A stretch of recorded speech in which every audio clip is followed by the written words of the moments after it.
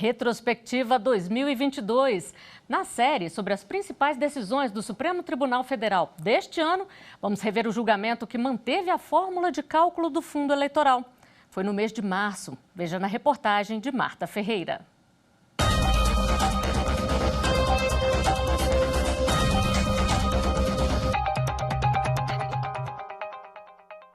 O Partido Novo, autor da ação, questionou o dispositivo da Lei de Diretrizes Orçamentárias de 2022, que destina até 5,7 bilhões de reais ao fundo eleitoral.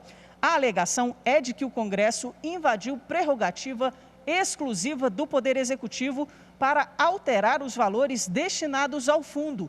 Afirma ainda que o valor do repasse é inconstitucional e que houve desvio de finalidade na utilização de recursos públicos.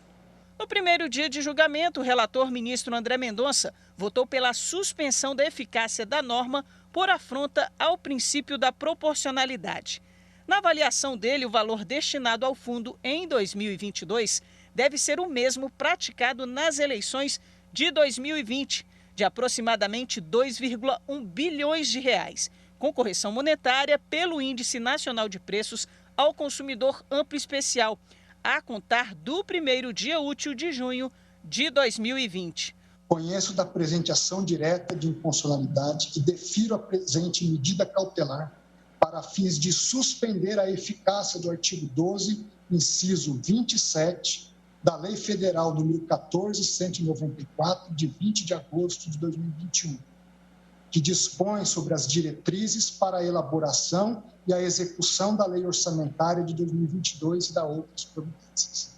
Dito de forma direta, deve-se considerar como lastro do fundo eleitoral, no presente exercício financeiro, o mesmo valor praticado nas eleições de 2020, após a devida correção monetária pelo IPCAE, a contar do primeiro dia útil do mês de junho de 2020. No segundo dia de julgamento, o ministro Nunes Marques abriu divergência, sendo seguido pelos ministros Alexandre de Moraes, Edson Fachin e Luiz Fux.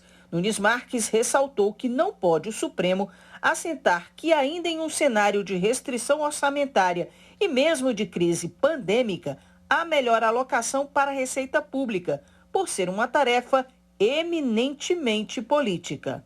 Muito embora enfrentemos um momento ímpar na história da humanidade, com uma crise sanitária e econômica sem precedentes, não se pode perder de horizonte os signos que caracterizam o nosso Estado democrático de direito, do qual a separação harmônica dos poderes é cláusula inafastável.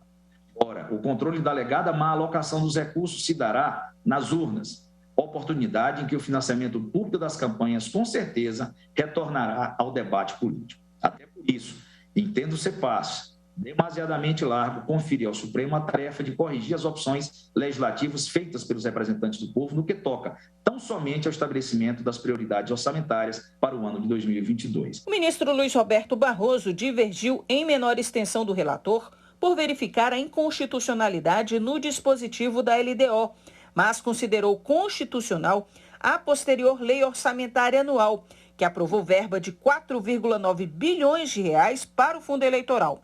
Na retomada do julgamento, as ministras Rosa Weber e Carmen Lúcia acompanharam o voto de Barroso. Se estabelece aqui, não se compadece com o que foi previsto para a Lei de Diretrizes Orçamentárias nos dispositivos constitucionais e aqui, não me valendo do princípio da proporcionalidade, porque não fiz o exame considerando que do espectro específico de atuação legítima do Poder Legislativo ter sido fixado, desde que nos parâmetros para a feitura da Lei de Diretrizes Orçamentárias não foi devidamente atendido.